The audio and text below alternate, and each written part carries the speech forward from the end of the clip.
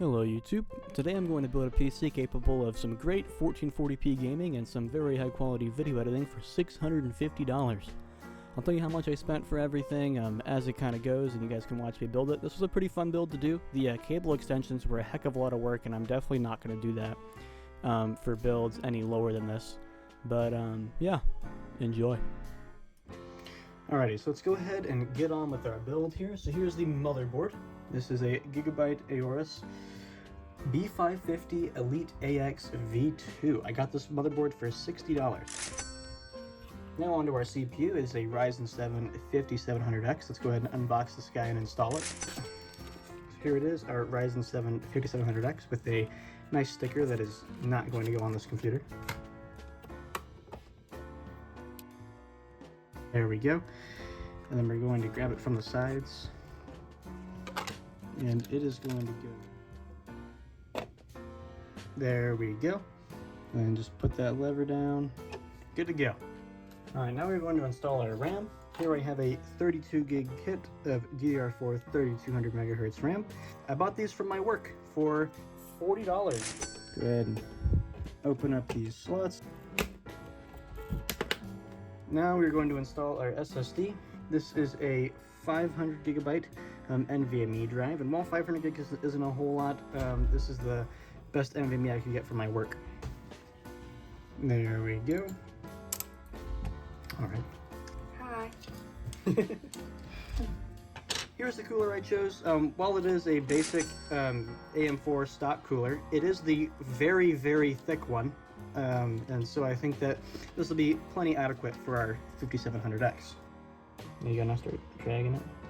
That paste doesn't stick very well. You might have to push it down, like with the tube. There you go. Is that too much? You're good. Alright, now just get it to stick to the CPU. Stop pushing, there you go. Alright, and then do it the other way. Oh yeah, you got that. Hey, that's your first ever that's your first time, right? Yeah. Yeah, it's not bad. There we go. Alrighty. Now with the motherboard done, let's go ahead and do a test boot, and I'll introduce you to our big boy graphics card. Alright, time to introduce you to a GPU that, if you've watched my channel for a long time, you're probably familiar with. This Asus TUF RTX 3070. I ran this GPU for a very long time. I had it in my build from October of 2023. That was in my first desktop build. And then I recently built this fella. And then I later upgraded it to a 9070 XT in there. I'm going to be sad to see this card go. I had lots of fun memories. This is still the most expensive GPU that I've ever done a repaste on. You can see the evidence of that right there. I did some Noctua thermal paste, and I think that this card is going to be a great fit for this build, even though it's a little bit sad to see such a beautiful card go. So I am going to install it on our little test bench doohickey here. So I like to do a test just setting the motherboard on a cardboard box or something before I put it in the case. So I'm going to throw our GPU on there. Open this up, and then if I'm using like a motherboard box or any box with a seam, I use this seam on the edge like a PCIe bracket to help hold the graphics card still. You put these into there and it helps hold it still, and it's very nice. So I just stuff that guy in there. There you go. She's in, and now I'm gonna go get our power supply, which I think my power supply choice is going to be judged that I know it's good deep down. So in the case that we're using, we're sadly limited to an SFX power supply.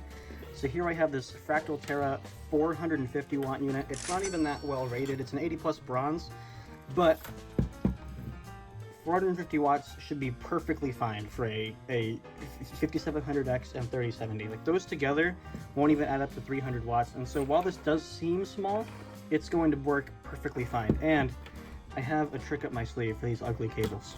These are some cable extensions that I got. I've never really bought cable extensions to use, but I went with these black and red ones. I got these for $18 on Amazon, and these were like way higher quality than I expected too. Like, I thought it was going to be soft braided cable, but this is like paracord. Like, I couldn't break this if I wanted to.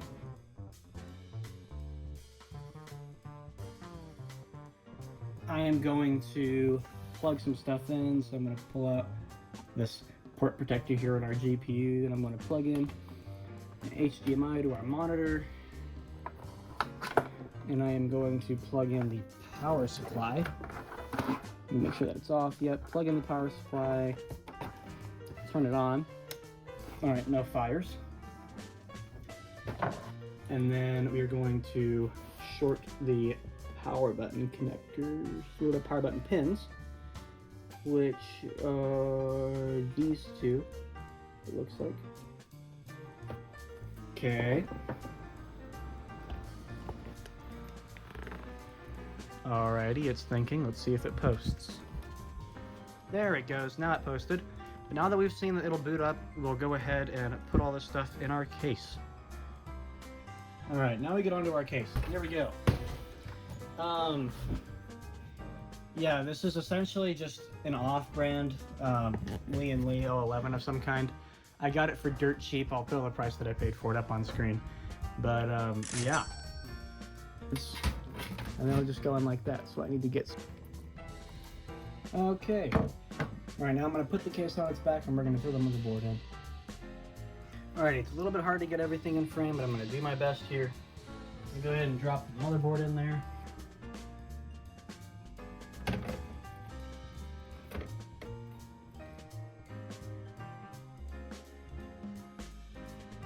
Alright, now I'm going to go over the fan pack that I got for this case. I got this 6-pack of Okados RGB fans off of Amazon for $30. These are kind of imitating the look of the Lee & Lee fans. Here you can see that. But yeah, these are RGB for 30 bucks. You get 6 of them and they come with a controller. Oh wow, you get like a really nice controller. Hold on. So here it is. It just takes a SATA power. And wow, like you get a very nice fan hub here. Dude, wait. You get a Velcro strip that you can put on the back of it and stick it into the case. Dude, I'm gonna do that. I'm gonna do that. Bro, for $30, this is insane. All right, I'm gonna pick out a fan orientation and install these fans. This is freaking sick. Alrighty guys, so this was the fan layout that I chose. I got 2 intakes and then 4 exhausts. A little bit of negative pressure, but it won't hurt anything in this case. And then I'm going to try and clean up the mess that's coming out and overflowing off of my desk. So yeah, I'll update you guys at that point, I guess.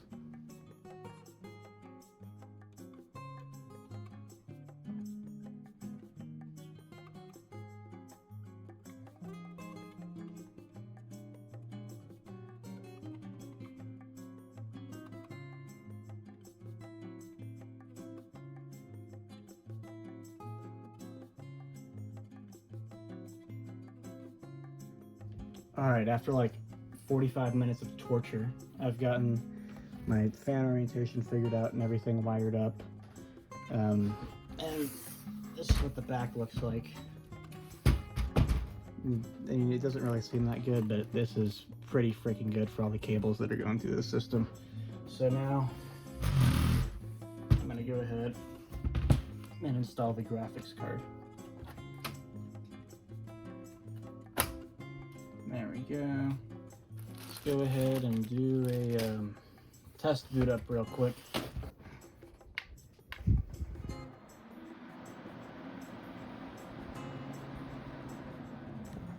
Ooh. Ooh.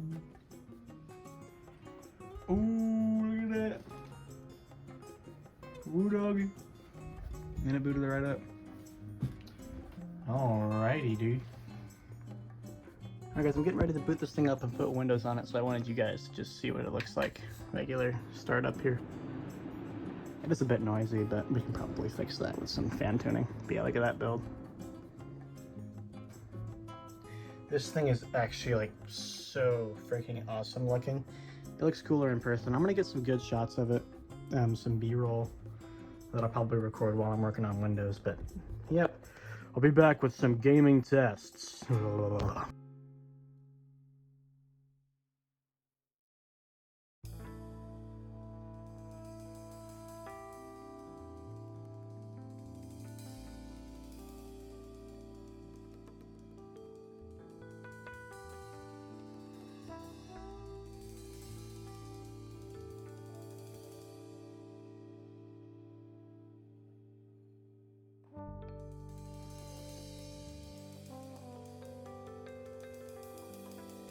Alright, so here we are on BeamNG Drive in 1440p at the Ultra preset, and we are getting a solid 100 FPS.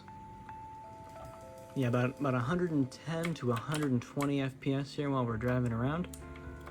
And so, yeah, this game is running amazing. Let's go ahead and try some traffic. Yeah, so I'm going to set it to 5 parked vehicles and 5 driving vehicles. And let's see real quick what happens. Alright, yeah, so now with the CPU at around half usage. For one, the CPU's temps are still, like, it just hit 70. Like, the CPU temps are still very, very good, and the game is still running at a solid 100 FPS here in 1440p Ultra. This is amazing, honestly. Here we are in Red Dead Redemption 2 in 1440p at the Ultra preset. Well, the Ultra preset. I turned the quality slider all the way to the right, and with no upscaling of any kind, we are getting a solid 80 FPS right now. Very, very stable, only changing by a couple of FPS. So now I'm going to try some DLSS quality. That bumps us up to a solid 90 FPS, which is a really great experience in this game. And ultra settings, dude. It looks amazing.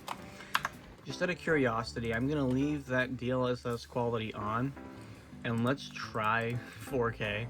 I'm a bit fearful to do this, but I think we're going to run out of VRAM in 4K.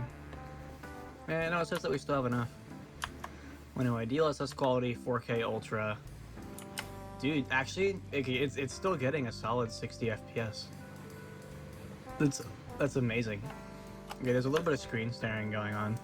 Let's see if I come in here and I turn on VSync, if I can get a solid locked 60. Dude, yeah, solid 4K Ultra with only DLSS quality, and then turn on VSync and get eaten by a wolf. Anyway, oh, by a cougar. Well, this PC is freaking awesome, man. Alright YouTube, well, I hope you enjoyed this video about this gaming computer. I really enjoyed building it, and with that, I love y'all. See ya.